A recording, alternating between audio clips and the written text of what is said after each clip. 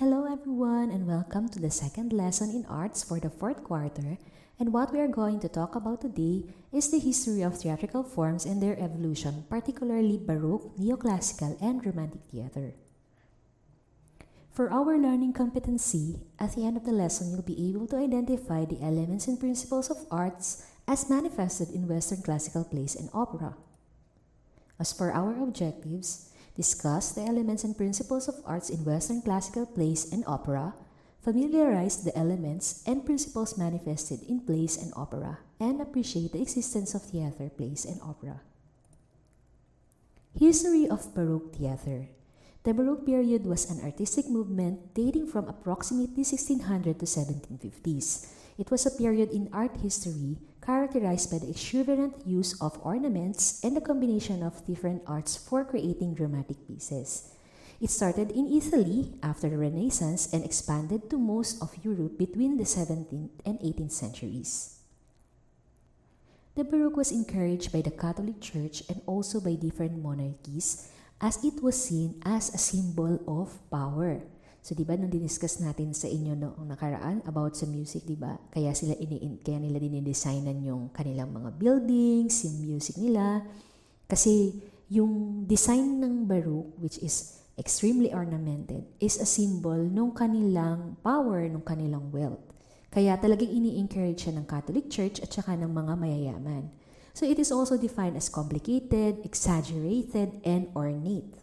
So, the Baroque style often created motion, friction, and intensity by associating aspects of contrast. Baroque theaters featured several key characteristics and innovations.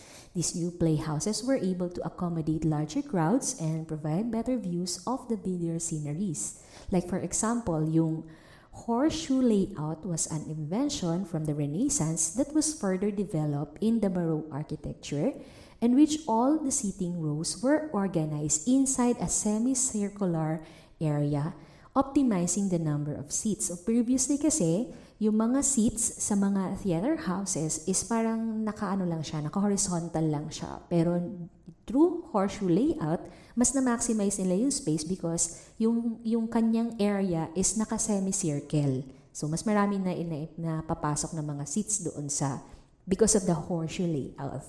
And then balconies become an important element of Baroque theaters. So the balcony for the monarchs, known as the royal box, was usually located in the center, and it aligned with the stage and had the best view. Kaya usually, yung mga mayayaman, yung mga hari, basta yung mga pinaka-makapangyarihan dun sa city na yun, sila yung parang merong access dun sa balconies, particularly yung royal box. Kasi yun yung place na kung saan meron siyang best view. Kumbaga, mas mapapanood nila ng maliwanag yung performance ng mga actors.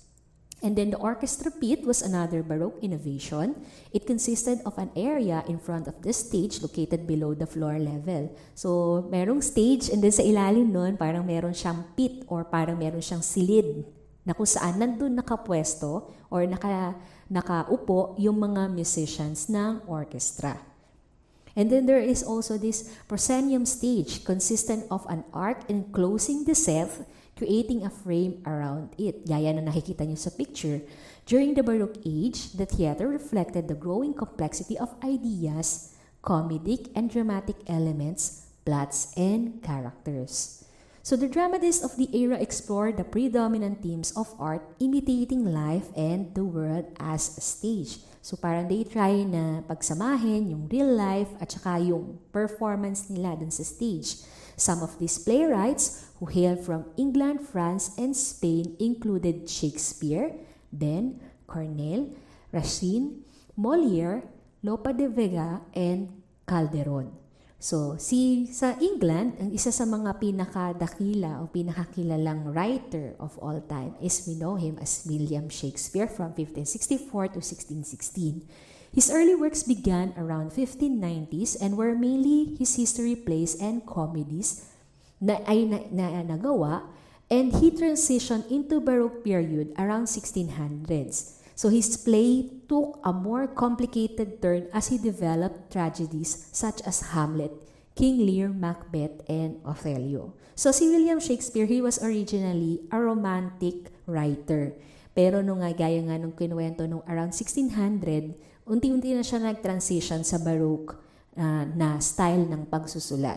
At ilan nga dun sa mga stories na sumikat na sinulat nitong si William Shakespeare are Hamlet, King Lear, Macbeth, and Othello during the time of the Baroque period. Now, let's discuss naman yung Neoclassical Theatre. Alam natin na ang classical style is characterized by its simplicity, balance, diba? Symmetry, yan. And it is also reflected dun sa style ng Neoclassical. So, Neoclassical Theatre refers to a movement in the mid-17th century to early 18th centuries in which the theatrical arts were defined by the ideas and styles of ancient Greek and Roman societies. Kaya nga siya tinawag na classical or neoclassical, parang new classical. Kasi pag sinabi natin classical style, that is yung definitely associated siya sa ancient Greek at saka ancient Roman societies. So since wala na yung ancient Greek period, wala na yung ancient Rome na yon, gumuho na yon nung panahon na yung before medieval period. Kaya ni-revive ulit yung mga styles and ideas nila. That is why they call it neoclassical or new classical.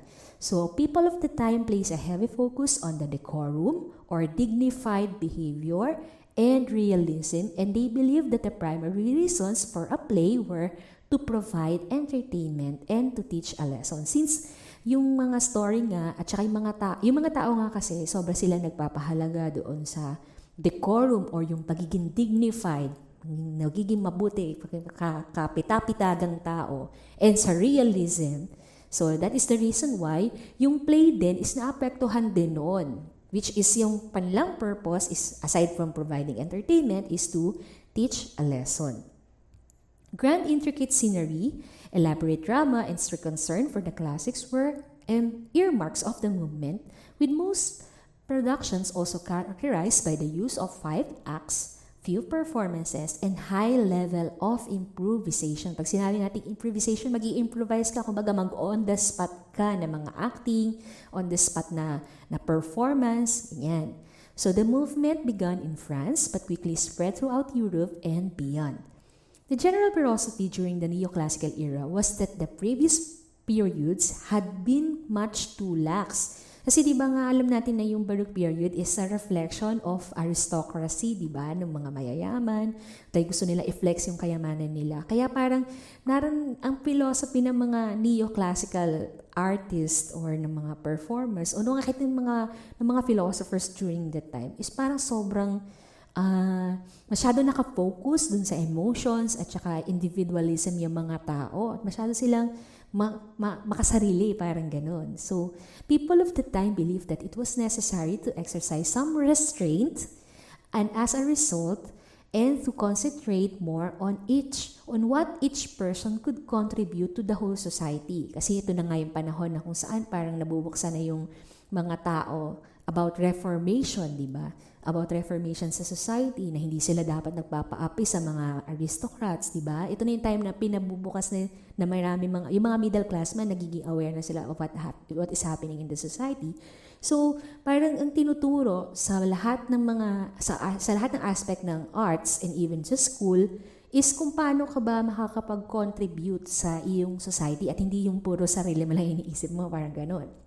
So they look for inspiration about how to do this in the cultures of the ancient Greeks and Romans. Kasi we know that ancient Greek and Romans talagang solid sila sa loyalty nila sa kanilang bansa, diba? Yung mga army nila.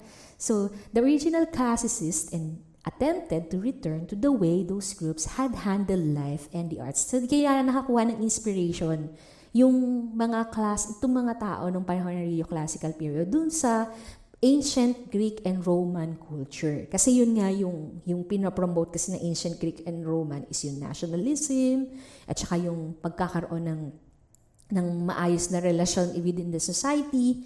So kaya binalik nila yun. Inadapt ulit nila yung mga culture na yun na pinasimula ng ancient Greek and Romans. So this period officially established just the 2 types of plays, which is tragedy and comedy.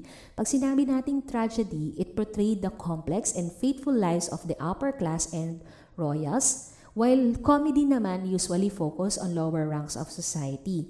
Ang tragedy, pag sinabi nating tragedy, it is usually ending sa isang sad na story o sa isang malungkot na kwento. While yung comedy naman, syempre, masaya yung ending niya. So, it doesn't necessarily mean na masyadong nakakatawa yung story sa comedy.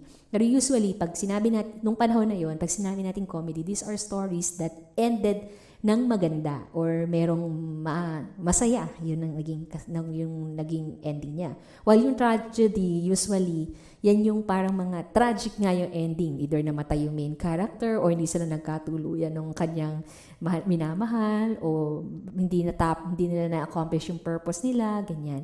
So usually, ang tragedy is a sad ending while comedy is happy ending. And usually din, ang tragedy is pinapakita nito yung mga komplikadong buhay ng mga upper class man o tsaka yung mga royals, yung mga relationship ng mga mayayaman minsan sa mahirap, ganyan. While yung comedy naman usually is yung kung ano yung nangyayari sa daily life ng mga lower rank sa society o yung mga ordinaryong tao. And lastly, let's discuss the Romantic period.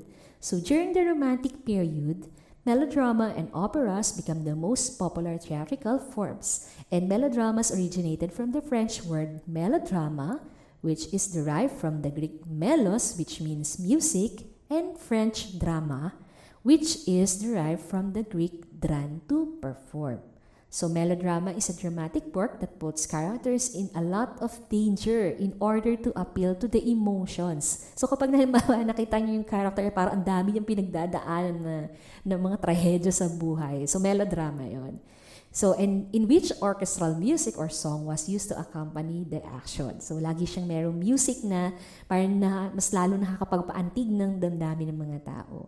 While opera is an art form in which singers and musicians perform a dramatic work combining text or libretto and musical score. Ito pinag-aaralan naman natin doon sa music, di ba?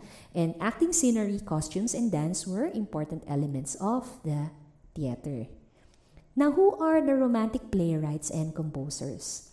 First, we have Victor Marie Hugo, and he is considered as one of the greatest and best-known French writers. So he was a poet, novelist, and a dramatist of the Romantic movement. And among his works that stand out all over the world are the Les Contemplations, the La Legende des Siles, and Les Miserables, and the Notre Dame de Paris, which is known as the Hunchback of Notre Dame. So there are several playwrights that had been known in this period, such as Charles Nodier, George Sand, Heinrich von Kleist, and Ludwig Uhland, and many more. So as for the opera naman, isa sa kilalang opera composer is si Georges Bizet. He is a French composer and a pianist best known for his operas. Carmen is the most popular among his works. Ito yung pinactivity ko sa inyo ng isang araw, di ba? So Bizet composed the title role for the mezzo-soprano in the character of Carmen. So the opera tells the story of the downfall of Don Jose, which is a nice soldier who is seduced by the charms of a sizzling gypsy, Carmen. So marami pang mga composers from the Romantic period na nagko-compose ng mga opera. And marami din naman mga sikat na mga Romantic playwrights aside from Victor Hugo and Georges Bizet. So as for our activity, all you need to do is to answer the following questions. First is that you will have to complete the question or the statement. I learned that and I realized that. So, isulat nyo lang yung sagot ninyo sa form na ipinost ko dun sa Google Classroom natin, and then i-turn in yung assignment din dun sa page na sa post na pinigay ko sa inyo. Now, if you have any questions regarding our topic, just give me a personal message or just comment it in the comment box. Again, thank you very much for attending our class. I hope that you learned something from me. Don't forget to leave a like and to subscribe to my channel, and I'll see you again next time. Goodbye!